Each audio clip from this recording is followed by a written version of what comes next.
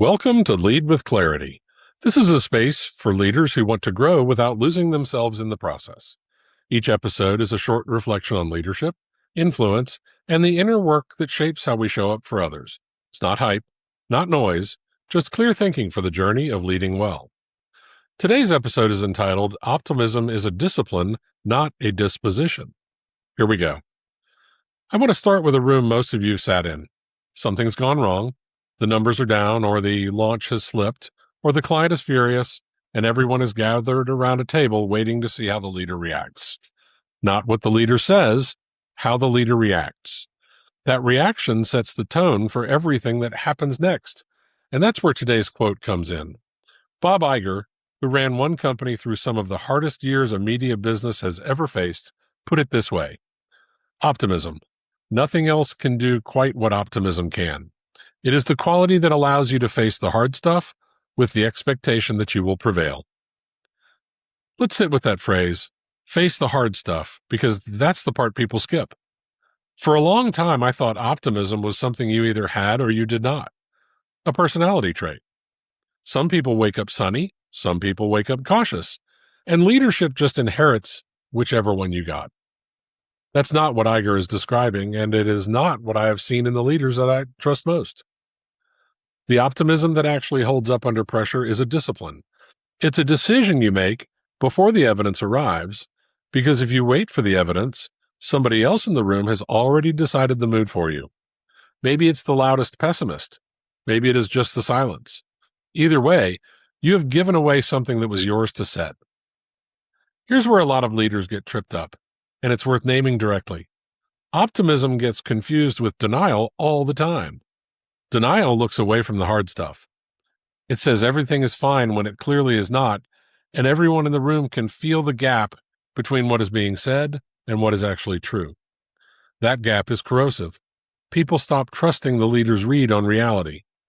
Real optimism is the opposite move. It looks directly at the hard stuff. It names the problem accurately, sometimes bluntly, and then still expects to prevail. That is the whole skill.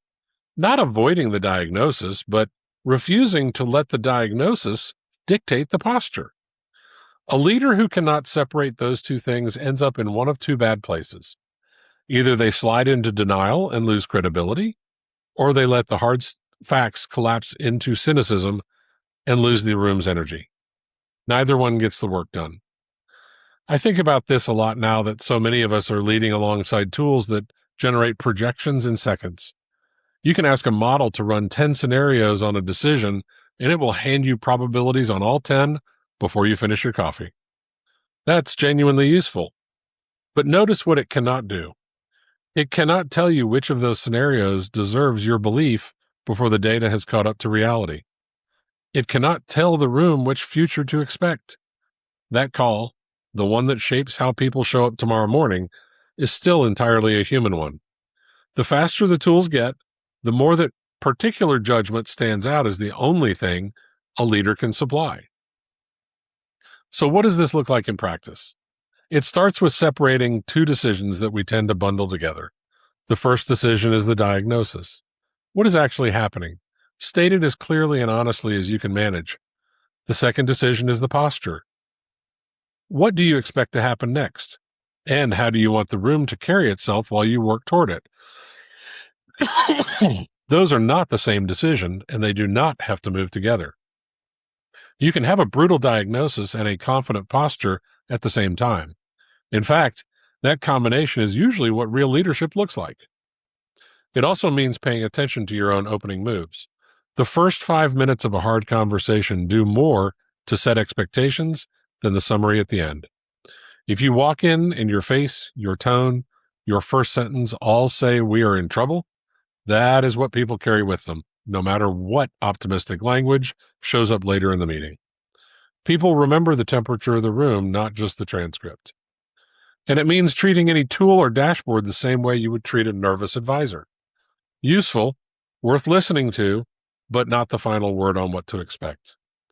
Before you let a bleak projection set the mood, ask what that projection does not know. It does not know what your team is capable of when they are led well. It does not know what happens when people decide together to prevail. The leaders who last, the ones people actually want to follow through a hard stretch, are not the ones who never see trouble coming. They see it clearly, often before anyone else does. What sets them apart is that they walk into the room having already decided how this ends, and they let that decision, not the raw data, set the tone for everyone else. That's the reflection I want to leave you with today. Not whether you can spot the hard stuff. You already can. The question is whether you've decided on purpose what you expect to happen next.